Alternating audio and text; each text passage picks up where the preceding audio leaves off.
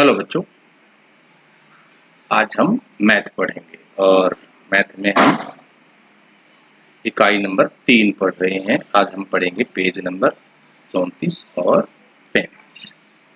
तो अब हमारा जो टॉपिक चल रहा है वो है समय।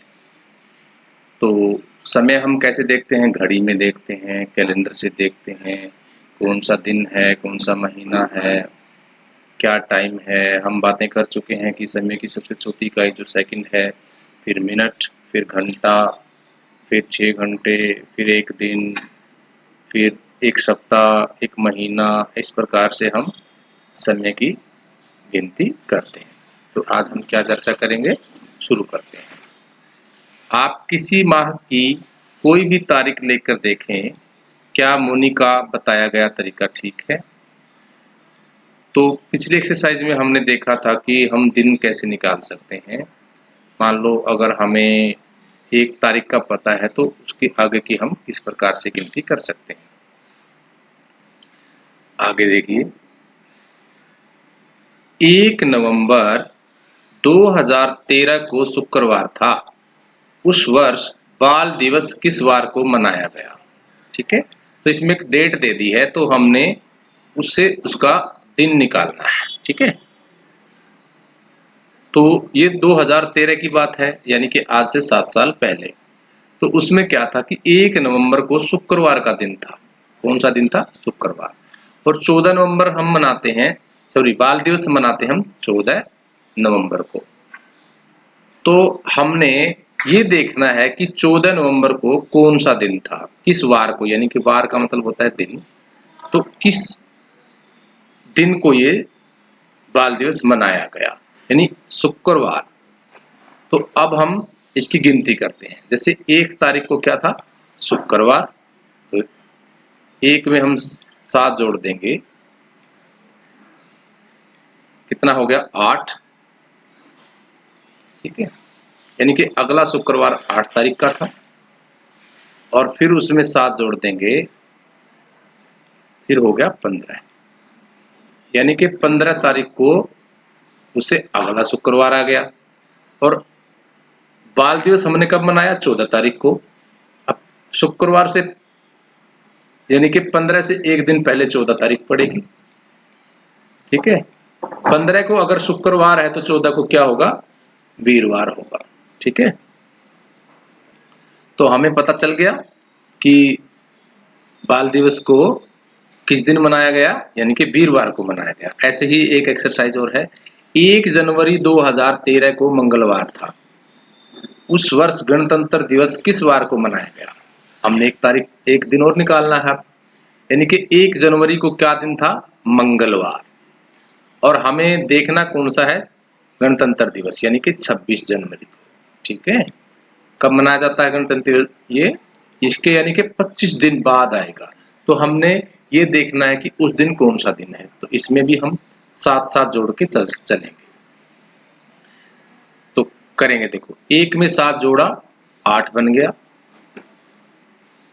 8 में 7 जोड़ा 15 बन गया।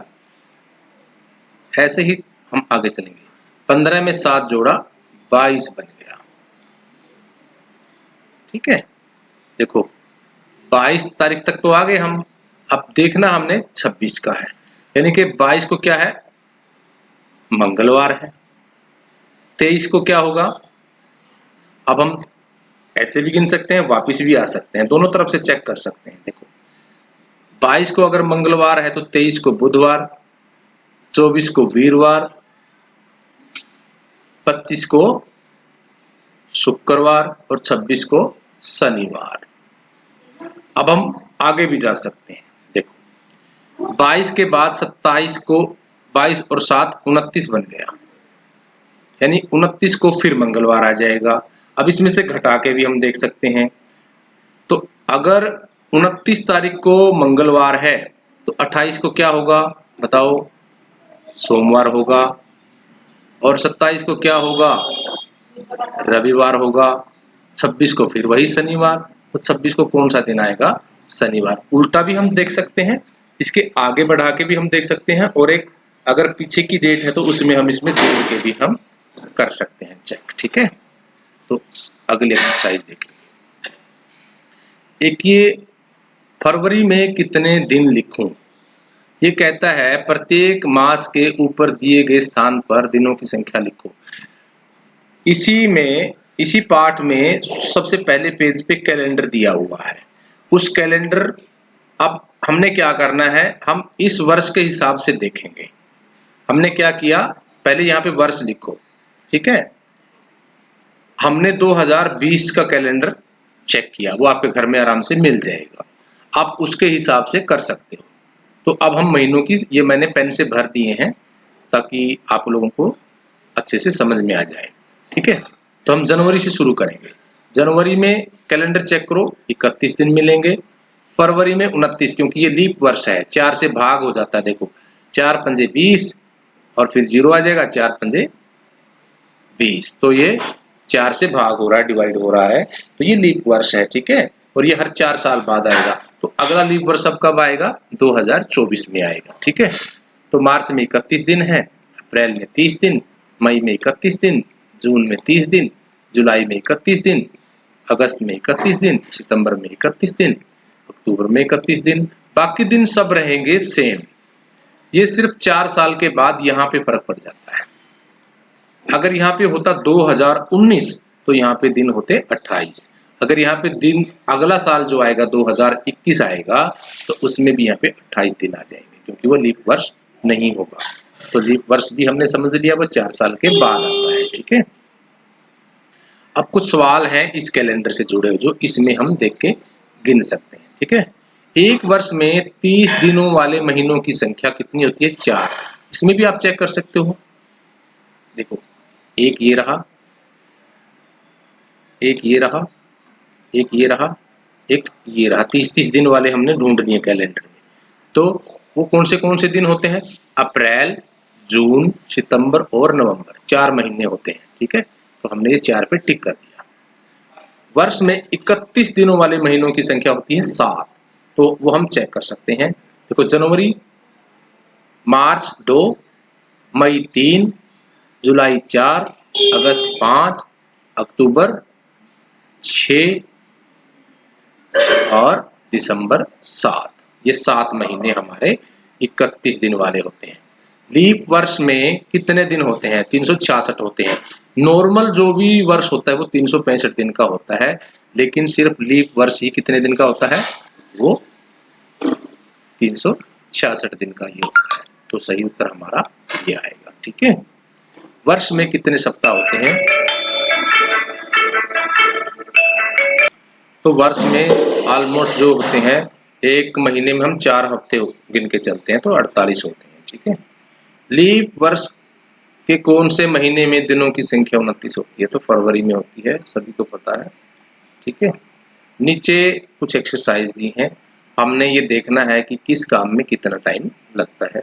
जैसे रोटियां बनाना है तो आधे घंटे में भी बन जाता है, अगर ज़्यादा लोगों की बनानी है तो 1 घंटा भी लग सकता है, नॉर्मली हम आधा घंटा मान के चलते हैं।